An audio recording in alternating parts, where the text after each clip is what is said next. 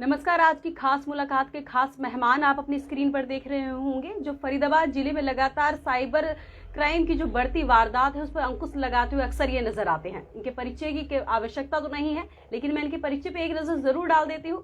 NIT cyber थाना SHO Basant Kumar ji हैं, जो हमारे साथ मौजूद हैं। आज की खास मुलाकात में इनसे चर्चा करेंगे और फरीदाबाद में जो बढ़ रही है साइबर क्राइम की वारदातें, उन पर कैसे अंकुश लगाया जा सके और क्या सिम्टम पहले ही हो जो हम अपनी पूंजी को अपने हाथों से जाते हुए रोक सके। सर, बहुत बहुत स्वागत है आपका हमारे स्टूडियो में। धन्यवाद मैडम।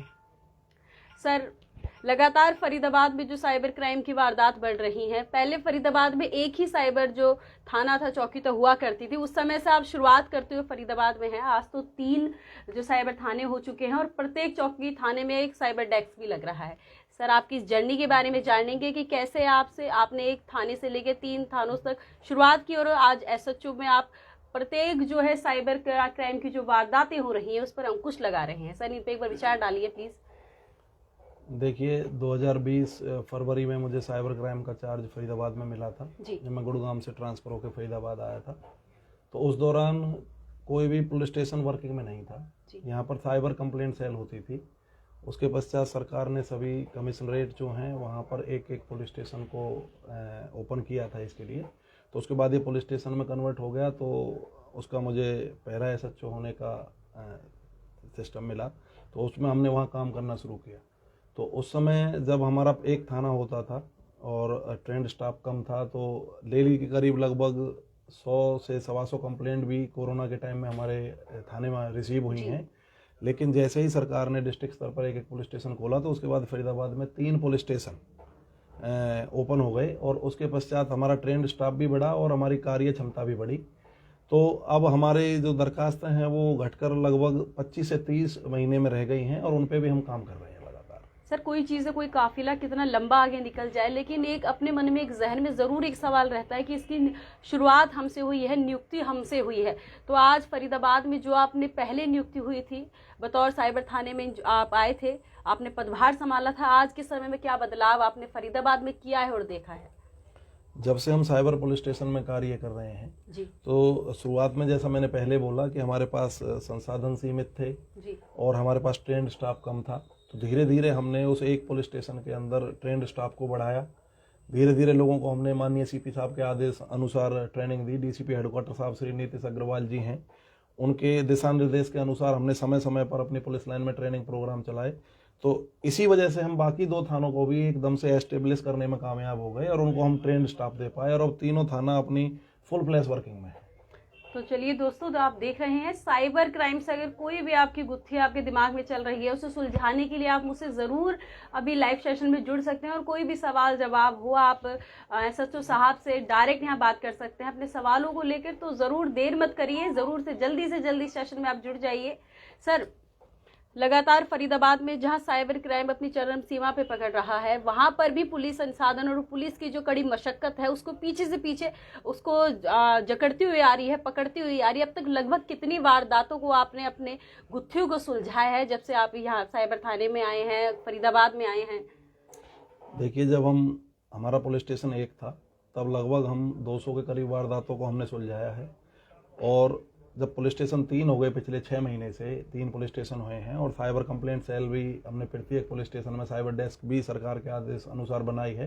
तो हम लगभग 350 केसेस को सॉल्व करने में कामयाब हुए हैं और उसमें लगभग हमने 600 मुलजिमों को देश भर में 16 राज्यों से गिरफ्तार किया है, जो मेनली हम असम, झारखंड, कर्नाटक, महाराष्ट्र, बिहार जैसे दूर दूर से भी हम मुलजिमों को पकड़ के लाए हैं। और जिसमें मैंने पहले बताया कि हमारे पास बहुत सारी कंप्लेंट्स आती थी, तो हमने इनके मायाजाल को तोड़ने में काफ़ी हद तक सफलता प्राप्त करी है और फरीदाबाद में वो कंप्लेंट घटकर लगभग हम उसको 100 से 30-35 के करीब ले आए। ये एक बहुत बड़ी उपलब्धि है 16 राज्यों में जाकर क्राइम पर अंकुश लगाने के लिए, साइबर ठगी की वारदातों को कम करने के लिए किस प्रकार से और अपराधी के जो चंगुल से बाहर निकलकर उन्हें पकड़ के लाना पड़ता है। शायद ये तो हर पुलिसकर्मी के लिए एक बड़ा ही अप्रिशिएट वाली बात है। ना ही अपने त्योहार देखते, ना ही अपनी निजी जिंदगी देखते, केवल चल देते हैं सेवा के लिए। एक बहुत ही अप्रिशिएट हर पुलिस वाले के लिए है जो हमारी सेवा में फरीदाबाद में लगातार गश्त में लगे रहते हैं, दिन न रात, कोई भी अपने त्योहार नहीं देखते। शायद इसी इसी वजह से इनके लिए इनको होम मिनिस्ट्री ऑफ इंडिया से इनको बेस्ट इन्वेस्टिगेशन ऑफिसर का अवार्ड भी नवाजे गए हैं। सर, इसके लिए भी बहुत बहुत शुभकामनाएं आपको। लेकिन कुछ मेहनतें होती हैं जो कुछ पुलिस वालों की नहीं दिख पाती, उन्हें अप्रिशिएट के लिए, उसके लिए क्या कहेंगे? क्योंकि लगातार सभी पुलिसकर्मी मेहनत तो कर रहे हैं और अप्रिशिएट के लिए, ताकि और आगे अपने भाव से आगे बढ़े, उस चीज के लिए क्या कहेंगे? देखिए मैडम, मुझे नहीं लगता कि हम हमारे कार्य के लिए अप्रिसिएशन नहीं मिलता है जी। ऐसा नहीं है। आप भी आते हैं, हमारी प्रेस कॉन्फ्रेंस भी होती है और आप हमारे किए हुए कार्य को पब्लिक तक पहुंचाते भी हैं जी। लेकिन हमारे माननीय सीपी साहब, डीसीपी साहब जो हैं, जब भी हमारी टीम कोई अच्छा कार्य करती है तो वो उनको नगद पुरस्कार से और रिवार्ड से भी सम्मानित करते हैं जी।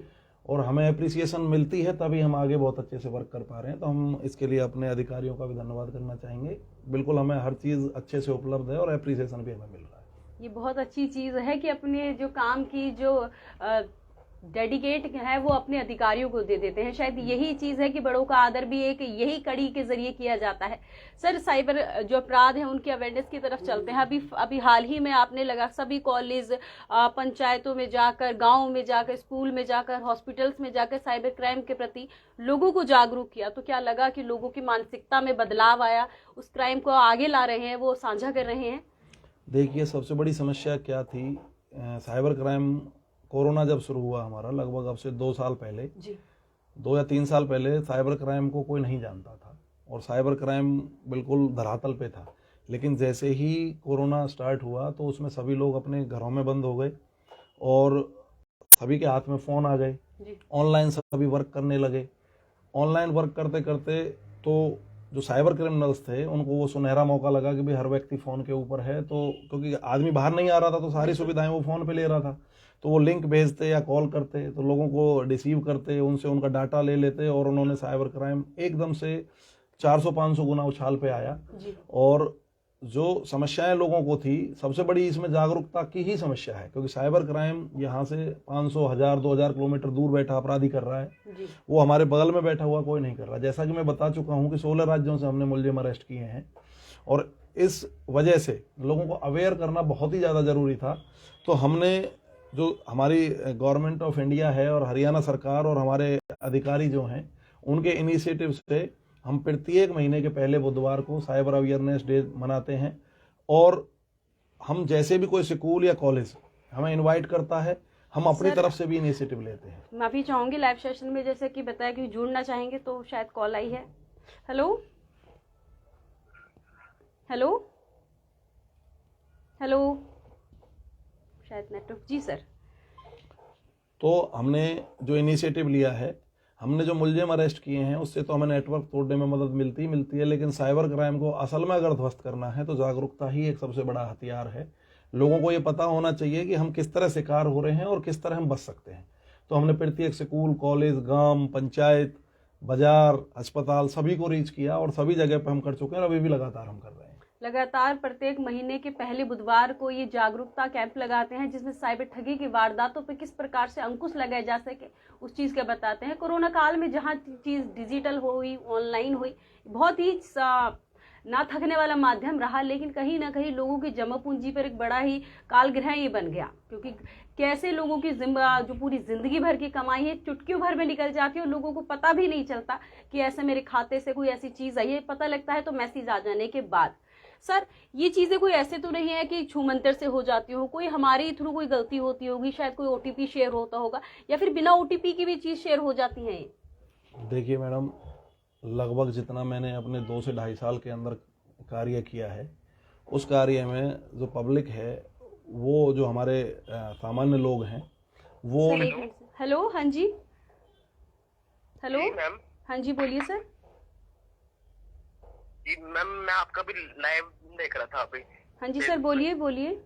जी, तो ये आप मतलब स्कैमर जो करते हैं कॉल, है ना, पेटीएम वगैरह थे, उनके बारे में आप कर रहे हो ना? हाँ जी बताएं सर। जी जी जी जी जी मैम, कई बार मतलब ना कॉल करते हैं पेटीएम, फोन पे से। जी सर को बताइए सर प्लीज। आपका जो KYC है ना, वो पेंडिंग में है करके, तो आपको एक लिंक भेज रहे हैं, उस पे अपने वो कर दीजिए आप डॉक्यूमेंट करके। आपका नाम क्या है? क्या जी? आपका नाम बताइए प्लीज।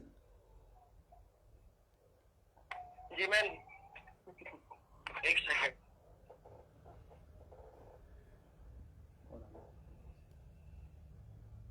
जी मैं पंकज कर रहा हूँ बात दिल्ली से। देखिए पंकज जी, हम बार बार अवेयरनेस में बताते हैं कि केवाईसी के लिए बैंक कभी भी कॉल नहीं करता है। आपको कोई भी लिंक भेजता है केवाईसी के लिए, झारखंड हाँ से ये क्राइम ऑरिजिनेट होता है।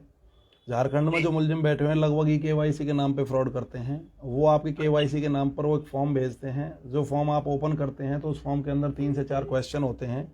उसमें वही आपका बैंक अकाउंट नंबर, आपका कोई डेबिट या क्रेडिट कार्ड नंबर, उसका जो ओटीपी होता है वो, उसकी एक्सपायरी डेट, वो सारी चीज़ें, सिम से संबंधित या आपकी रजिस्टर्ड मेल आईडी अकाउंट में या रजिस्टर्ड आपका जो फ़ोन नंबर होता है, वो सारी डिटेल्स आपसे वो उनमें मांगते हैं।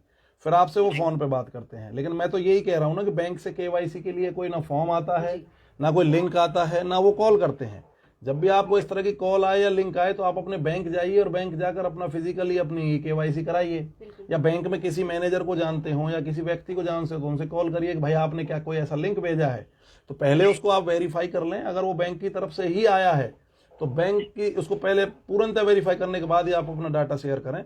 फिर भी अपनी पर्सनल जानकारी हमें कहीं भी शेयर नहीं करनी चाहिए। बैंक आपको कभी भी इस तरह की कॉल नहीं करता है।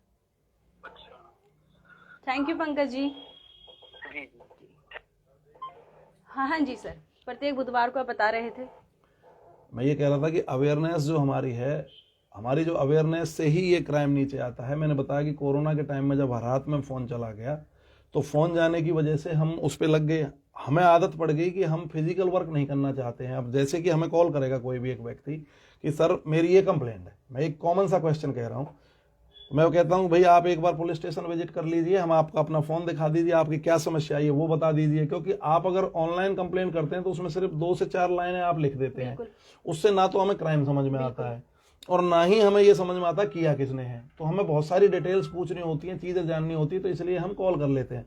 लेकिन बहुत सारे लोग क्या हैं कि उसको वापस आते नहीं है, कंप्लेन करना नहीं चाहते हैं, बैंक तक नहीं जाना चाहते हैं। बहुत सारे लोग ऐसे हैं कि जो अपनी क्रेडिट कार्ड की लिमिट बढ़वाने के नाम पर दोबारा पॉलिसी लैप्स होगी वो डबल होके मिल जाएगी, यानी कि लालच में फंस जाते हैं और लालच में फंसकर उनको अपना डाटा दे देते हैं। बहुत सारे लोग जरूरत की वजह से देते हैं, जैसे कि नौकरी हो गई कि मुझे कहीं जॉब करनी है तो हम अपना डाटा दे देते हैं। तो हमें इसमें नहीं फंसना चाहिए। हेलो, हाँ जी। हेलो, नमस्कार मैडम। नमस्कार जी। मैडम मेरा सर से एक सवाल है कि जैसे कई बार होता है कि मोबाइल में कोई ऐप इंस्टॉल करना हो या फिर कोई चीज करनी हो, उस ऐप के लिए इंफॉर्मेशन मांगते हैं कि अपनी ईमेल आईडी या फिर ओटीपी डालें, और वो ओटीपी डालते हैं तो बैंक अकाउंट में से पैसे कट जाते हैं। उसके लिए फिर क्या करें? मैडम देखिए, आपसे कोई जब साइबर फ्रॉड कॉल करता है तो आप किसी एप्लीकेशन को, एनीडेस्क जैसी एप्लीकेशन होती है जिससे आपके फ़ोन की मिररिंग का मतलब आपका फ़ोन पैरेलल उनके पास चल जाता है। जब आप उस फ़ोन पे कोई भी एक्टिविटी करते हैं, कोई मैसेज करते हैं या किसी ओटीपी आता है, उसको वो सभी चीज़ों को देख लेते हैं और आपका खाता खाली कर देते हैं। तो आपको कभी किसी दूसरे व्यक्ति के कहने पर कोई ऐप इंस्टॉल नहीं करनी चाहिए, पहली बात। अगर वो आपको कोई ऐप इंस्टॉल करने के लिए कह रहा है तो वो गलत कह रहा है। अगर आपको कोई पेमेंट करनी है तो भी आप अपने फ़ोन पे पेटीएम जो भी आप इस्तेमाल कर रहे हैं उससे कर सकते हैं। या आपको कोई नौकरी या किसी भी चीज़ के लिए फॉर्म फिल करना है तो वो फॉर्म फिल कर सकते हैं, उसके लिए उस एप्लीकेशन की ज़रूरत नहीं है। तो आप किसी भी हालत में अपने फ़ोन पे आया हुआ ओटीपी उनसे शेयर नहीं कर सकते। और किसी भी ऐसी ऐप को, जिस ऐप की वजह से आप उस ऐप को पहले सर्च कर लीजिए, जिस ऐप को वो कराने कह रहा है कि भाई उस ऐप का काम क्या है। वो एप्लीकेशन आप जैसे ही सर्च करेंगे, गूगल पे भी 2 शब्द लिख देंगे एनीडेस्क, तो वो आपको बता देगा कि इसको मोस्टली साइबर फ्रॉड इस्तेमाल करते हैं, जो किसी भी एक कंप्यूटर दूसरे जोड़ने में या फ़ोन को दूसरे से जोड़ने में काम आती है, ग्रुप मीटिंग के लिए। तो आप कभी भी कोई कार्य कर रहे हैं तो मैंने पहले भी कहा है, उसको पहले वेरीफाई कर लें कि आप जो करने जा रहे हैं वो जो कह रहा है उससे मैच करता है या नहीं करता है, तो ही आप डाउनलोड करें। अंततः किसी के कहने पर अपने फ़ोन में कोई ऐप डाउनलोड ना करें। लगभग ऐप जो आपकी आप खरीदने के लिए कोई सामान, आप कोई ऐप डाउनलोड कर रहे हैं, अमेजन कर रहे हैं, कोई कर रहे हैं, और वो आपसे आपके मोबाइल कैमरे की एक्सेस मांग रही है, तो हम किस लिए दे रहे हैं? बिल्कुल, उस ऐप को आप डाउनलोड ही ना करें ना, जो आपसे आपके फ़ोन की जानकारी मांगे, आपकी प्राइवेसी को आपसे ब्रीच करे। तो बल्कि उनको तो डिलीट कर देना चाहिए हमें, उल्टा उन्हें डाउनलोड ही नहीं करना चाहिए। सवाल है, जैसे पेटीएम, फोन पे वगैरह हम यूज करते हैं, कई बार वो चलता नहीं है तो ई केवाईसी के लिए बोलते हैं, हम उनकी ई केवाईसी वगैरह करते हैं तो भी हमारे अकाउंट से पैसे कट जाते हैं। देखिए मैडम, पेटीएम या फोन पे कभी भी ये साइबर फ्रॉड तो है नहीं। बिल्कुल आप इसका मतलब कोई ना कोई फेक एप्लीकेशन डाउनलोड करके उसको करते हैं। बिल्कुल। तो आप उस फेक एप्लीकेशन को डाउनलोड ना करना, मैं तो पहले ही ये कह रहा हूँ। आपका जो पहले से पेटीएम आपके फोन में चल रहा है और वो आपका बैंक अकाउंट से लिंक्ड है, उससे तो आपके पैसे नहीं कटे, उसकी केवाईसी करने में तो आपको कोई समस्या आती नहीं है। लेकिन अगर आपको देंगे तो फिर निश्चित ही आपको साइबर फ्रॉड के कहने से और आपके खाता में फिर आपको ओटीपी देने की जरूरत ही कहाँ रहेगी। वो तो आपके फोन को देख रहा है, जैसे ही ओटीपी आएगा वो तो देख लेगा ना वहां। जी। इसलिए वो खाते में आपको लगता है मैंने कुछ किया नहीं है और मेरे खाते से पैसे चले गए, बल्कि आप पहले ही कर चुके हैं उस ऐप को डाउनलोड करके सब कुछ। जी ठीक है, ओके ओके। Thank you. सीधी सी एक बात जो समझने वाली है, ओटीपी अगर आपको डालना है तो अपने मोबाइल में डालना है, बजाय शेयर करने के। अगर कोई आपसे शेयर के लिए ओटीपी मांग रहा है तो वो कहाँ डालेगा? जाहिर सी बात है आपके साथ ठगी ही करेगा। ओटीपी अगर आता है तो आप अपने मोबाइल में डालिए बजाय शेयर के। और सबसे बड़ी बात, इन सभी ठगों का केवल एक ही रीजन, एक ही वजह, लालच। वर्क फ्रॉम होम कर कर या फिर अपनी क्रेडिट कार्ड की लिमिट बढ़ाने को लेकर या फिर तमाम तरह के झांसों में लेकर साइबर ठग आपको शिकार बनाते हैं। फिर उसी साइबर ठगी का आप शिकार बन जाते हैं। फिर आपकी पूरी जमा पूंजी कैसे एक पल भर में आपके खाते से निकल जाती है, केवल और केवल लालच के लिए। और इसका एक ही समाधान कि जागरूक बने। लगातार सर साइबर ठगी के मामलों को लेकर जागरूकता का कैंप लगा रहे हैं कि फरीदाबाद में बढ़ रही साइबर ठगी के मामलों पर अंकुश लगाया जा सके। सर क्या कहेंगे आप कि लालच ही एक माध्यम है या फिर और कुछ चीजों से जो लोग नहीं भी लालच करते, ओटीपी नहीं भी शेयर करते, फिर भी उन चीजों का शिकार वो कैसे बन जाते हैं? देखिए मैडम, कुछ एक ही अपराध हैं जिनमें हमें ओटीपी वगैरह या अपनी डिटेल हमने शेयर नहीं करी होगी। जैसे एईपीएस का हो रहा है, आधार इनेबल्ड पेमेंट सिस्टम। एक ही जो मेरे सामने आया है कि उसके अंदर वो कहीं से जो हमने पुरानी या नई रजिस्ट्री है उनका डाटा उन्होंने कहीं से एक्सेस ले लिया और उस डाटा में से उन्होंने जो हमारा अंगूठा हम लगाते हैं रजिस्ट्री के दौरान उसको चोरी कर लिया और उसकी कहीं से कॉपी बना ली और उस कॉपी को यूज़ करके, और हमारे आधार नंबर वहीं से हमें मिल जाता है रजिस्ट्री के साथ, उस आधार नंबर को डाल के मेरा ऑनलाइन अकाउंट को एक्सेस कर लिया। फिर उस पैसे को वो कहीं ट्रांसफ़र कर देते हैं। उसका मैसेज हमारे रजिस्टर्ड नंबर पे बाद में आता है। तो उसमें हम कुछ भी शेयर नहीं करते। तो इसमें हमारी आरबीआई की गाइडलाइन है, हमारा जो पैसा गया उसके लिए हम बैंक में जाएं, एक डिस्प्यूट फॉर्म होता है, उस फॉर्म को भरें, वो अपने लीगल को दे देंगे और आपका पैसा वहाँ बैंक से मिल जाता है। और एक पुलिस को शिकायत करें। पुलिस को शिकायत करते पुलिस में मुकदमा रजिस्टर करेगी और आगे की कार्रवाई करेगी। बाकी जितने भी क्राइम हम करते हैं, कोई ज़रूरी नहीं है हम लालच में करें। मैंने पहले ही बोला हमारी ज़रूरत भी होती है, नौकरी हमारी ज़रूरत है। हम बीमार हो गए, किसी अस्पताल का नंबर हम सर्च कर रहे हैं, हम गूगल पे जाते हैं, किसी भी चीज़ को सर्च करते हैं, वहाँ फेक पॉपअप्स आ जाते हैं। हम कोई भी नंबर अगर सर्च करें तो तुरंत हमें कॉल बैक आ जाती है कि हम फलानी जगह से बोल रहे हैं। जबकि ना कोई हॉस्पिटल है, ना कोई कंपनी है, कोई इतना फ्री नहीं बैठा हुआ है कि आपको कॉल बैक करेगा। मान लीजिए आपने मेट्रो हॉस्पिटल का नंबर सर्च किया, मेट्रो हॉस्पिटल का नंबर आपको मिल गया, आपको नहीं लग पाया वो नंबर, तो आपको कॉल बैक आ जाएगी। इसका मतलब आपका डाटा वहां से दर्शक शायद जुड़ रहे हैं हमारे साथ। हेलो। हाँ आरती जी नमस्कार। नमस्कार आरती जी, आपका ये जो सेशन है इसमें मुझे एक क्वेश्चन करना है कि सर से बात करनी है। जी सर बोलिए, सर सुन रहे हैं आपकी। सर बिना लिंक और ओटीपी के भी लोगों के खाते से पैसा निकल जाते हैं। ये सर हमारे एक दर्शक हैं जिन्होंने हमसे ये सवाल किया है, और सिर्फ कोर्ट से भी रजिस्ट्री होती है उनसे भी पैसे निकल जाते हैं। तो इसमें सर किस तरह का वो है? देखिए सर, मैं इसी का जवाब दे रहा था आपका ये फोन आने से पहले कि हमारा आधार इनेबल्ड पेमेंट सिस्टम है। सीएससी सेंटर के ऊपर हम अपने अकाउंट के जो हमारे अंदर है, जो आधार बायोमेट्रिक्स हैं हमारे, वो हमारे सभी के फोन आधार उसके नंबर ना चालू रहते हैं, यानी ऑटोमेटेड पे ही वो ऑन रहते हैं। उसके पश्चात क्या होता है कि वो कहीं से हमारी रजिस्ट्री का जो डाटा है उस डाटा को चुराते हैं, उस डाटा में सेंधमारी करते हैं, वहाँ से वो उसकी जो हमारा अंगूठा लगाया हमने उसकी कॉपी बनाते हैं और आधार नंबर का इस्तेमाल करके अकाउंट से पैसे उड़ा देते हैं। तो मैं उसमें ये बता रहा था कि सबसे पहले तो हमें बैंक मैनेजर के पास जाके एक एप्लीकेशन देनी चाहिए कि मेरे खाते के जो आधार बायोमेट्रिक्स हैं उनको स्विच ऑफ कर दीजिए। मुझे ज़रूरत नहीं है तो मैं किस लिए उनको ऑन रखूँगा। वो स्विच ऑफ हो जाएगा तो आप सेफ हो जाएंगे। दूसरा क्या है कि आप तुरंत उसकी एक शिकायत 1930 जो हमारा साइबर हेल्पलाइन नंबर है उस पर करिए।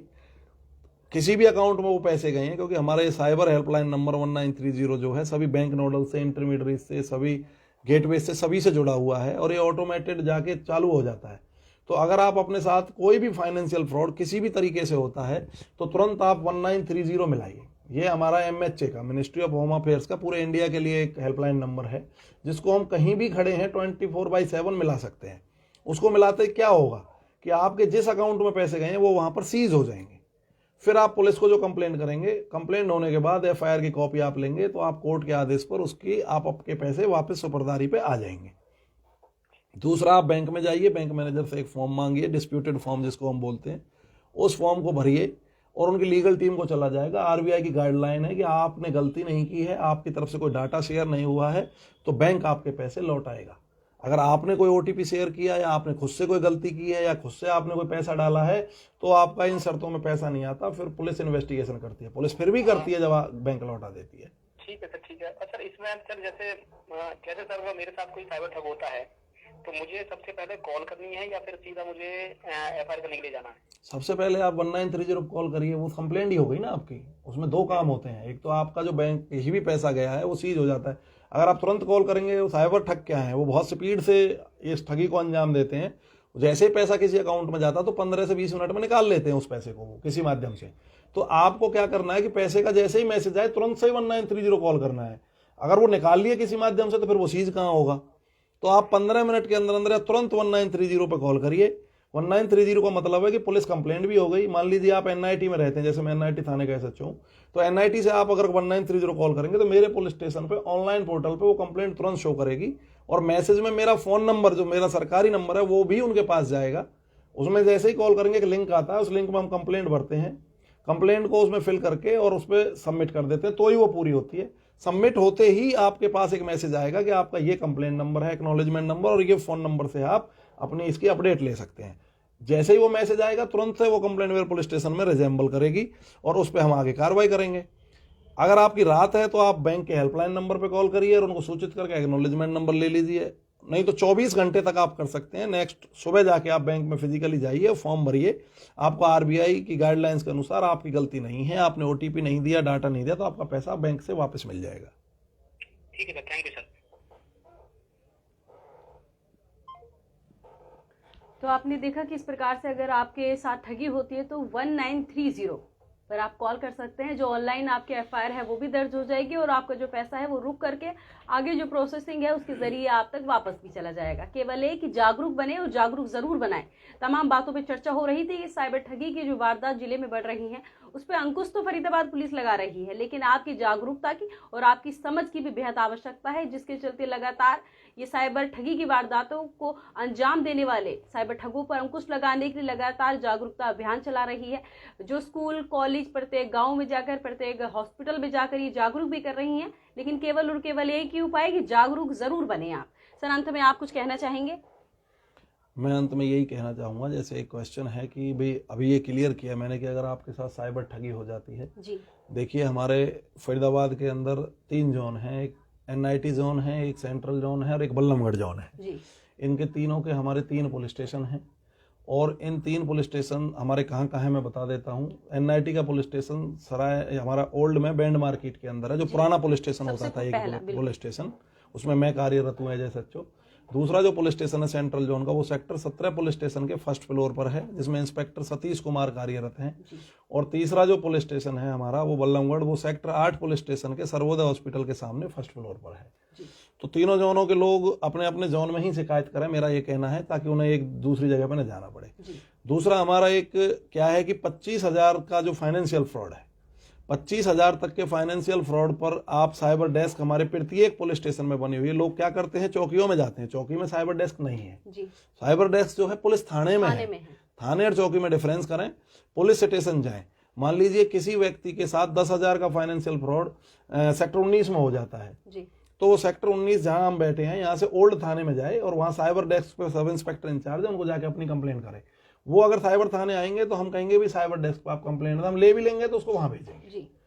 तो सभी लोग इस बात के लिए जागरूक बने और 25,000 से ज्यादा का जो हमारा फाइनेंशियल फ्रॉड है उसके लिए आप साइबर थाने सीधे आके दे सकते हैं। दूसरी बात क्या है, मैं जैसे पहले बोल चुका हूं कि हमें आने की जरूरत है नहीं, हमें ऑनलाइन कंप्लेंट करना चाहिए। जो सुविधा हमें मिली हुई इसका इस्तेमाल करना चाहिए। सबसे बड़ी चीज साइबर हेल्पलाइन नंबर, हमारी जो जागरूकता हम कर रहे हैं उसमें हम सिर्फ इस 1930 को ही बताने जाते हैं। बाकी तो जो फ्रॉड का तरीका है रोजाना नया ही होता है। वो हमारे सराउंडिंग्स को देखकर, जैसे कि ऑक्सीजन की कमी थी कोरोना में, तो उन्होंने ऑक्सीजन सिलेंडर बेचने शुरू कर दिए। आज आपको किसी और कोरोना दोबारा शुरू हुआ तो उसमें वैक्सीन बेचनी शुरू कर दी, वैक्सीन लगानी शुरू कर दी। तो वो तो जैसा माहौल है उसी हिसाब से अपनी मॉडस ऑपरेंडी को रोजाना चेंज करते हैं। तो लेकिन आप किसी भी प्रकार के फाइनेंशियल फ्रॉड में आप फंसते हैं, चाहे आपका 10 रुपए का है, चाहे आपका 10 लाख का है, तो तुरंत 1930 कॉल करिए बिना फेल। उससे आपकी कंप्लेंट भी हो जाएगी, और जो आपका एक्नॉलेजमेंट नंबर है, उस एक्नॉलेजमेंट नंबर को आप पुलिस स्टेशन में दिखाकर अपनी कंप्लेंट की कॉपी प्राप्त कर सकते हैं, और उसको बैंक मांगता है, वहां से रजिस्टर्ड कॉपी आप ले सकते हैं और वहां जाके उसको सबमिट कर सकते हैं। तो ये जो मेरा कहना है कि आप 1930 कॉल करें। अगर आपका 1930 नहीं भी मिल रहा है, कई बार क्या होता है कि बिजी हो जाती है लाइन, तो आप 112 मिलाइए। हरियाणा सरकार ने फोन की अधिकता की वजह से क्या किया कि 112 को और 1930 को कोलैबोरेट कर दिया। तो 112 पे आप कॉल करेंगे तो वो भी आपको 1930 से कनेक्ट कर देंगे। तो आप एक और माध्यम है NCRP portal, national cyber crime reporting portal, वहां आप जाकर ऑनलाइन कंप्लेंट को लिखित में भी ऑनलाइन कर सकते हैं। अगर आप एनसीआरपी पोर्टल गूगल करेंगे तो वो आपके सामने आ जाएगा और उस पर अपनी कंप्लेंट आप सबमिट करें। लेकिन 1930 ज्यादा बेहतर है, क्योंकि उसमें वो सबमिट होकर पोर्टल पे आती है, निकलती है, फिर हम मार्क करते हैं। लेकिन 1930 क्या है, मैं एक बार फिर खोल के समझा देता हूं। 1930 एक हमारा साइबर हेल्पलाइन नंबर है जो भारत सरकार के द्वारा पूरे इंडिया के लिए जारी किया गया है, जो 24/7 पूरे इंडिया में काम कर रहा है। इस नंबर से हमारे सभी बैंक जुड़े हुए हैं, सभी नोडल जुड़े हुए हैं, सभी इंटरमीडिएट जुड़े हुए हैं, सारे आपके गेटवे जुड़े हुए हैं। जैसे ही आप इस नंबर पे कॉल करते हैं तो आपसे 2-3 सिंपल क्वेश्चन पूछते हैं, उसके बाद तुरंत वो मैसेज, चाहे रात के 2 बज रहे हैं चाहे दिन का समय है, तुरंत बैंक नोडल्स को चला जाता है और जिस भी बैंक अकाउंट में पैसा गया वो वहीं के वहीं सीज हो जाता है ऑटोमेटिक। उसमें किसी के लिए कोई मेल की जरूरत नहीं होती है। फिर वो जो मैसेज आपने किया वो यूं कहीं भी पुलिस स्टेशन में आ जाता है, उस पर एफआईआर रजिस्टर होने के बाद कोर्ट से आपने एक आदेश लेना और आपका पैसा वापस हो जाता है। मैं आपको बताना चाहता हूं कि हरियाणा गवर्नमेंट के इस इनिशिएटिव के बाद लगभग 8 करोड़ रुपया 6 महीने में लोगों का बच गया। ये बहुत जिन्होंने बड़ा आंकड़ा है। जिन्हें सजगता से इस पे फोन किया, निश्चित ही उसका पैसा बचता है, 100% बचता है, मैं आपको ये अश्योर कर सकता हूं। तो मैं यही कहना चाहूंगा कि आप लालच में ना फंसें। अपना पैन कार्ड, अपना आधार कार्ड, अपना किसी भी तरीके से debit card number, expiry date, किसी भी क्रेडिट कार्ड का कोई भी नंबर, या आपका CVV number, bank account number, bank में रजिस्टर्ड नंबर, आपकी मेल आईडी जो रजिस्टर्ड है, किसी के साथ शेयर ना करें, किसी लालच में ना फंसें। फिर भी आपको कोई इमरजेंसी है तो पहले उसको वेरीफाई करें, फिर उसको वेरीफाई करने के पश्चात आगे बढ़ें।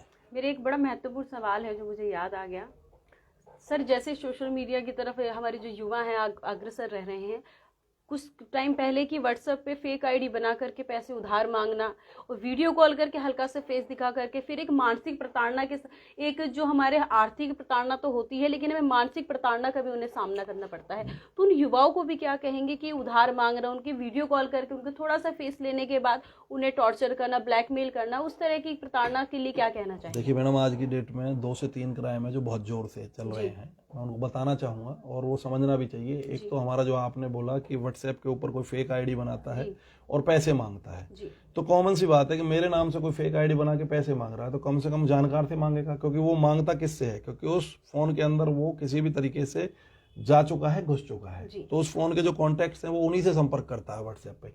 तो अगर बसंत पैसे मांग रहा है तो कम से कम बसंत को एक कॉल कर लें, क्योंकि आज की डेट में सबको पता है साइबर फ्रॉड इस तरह से करते हैं और जिस अपराध का हमें पता है उसको बिना वेरीफाई करे हमें पैसा नहीं भेजना चाहिए। तो बसंत को कॉल कर लें कि बोल भाई आपको पैसे मांगे आपने मेरे से, तो मैं बता दूंगा यार मैंने तो नहीं मांगे, तो आप उसको बंद करें, तुरंत पुलिस में रिपोर्ट करें।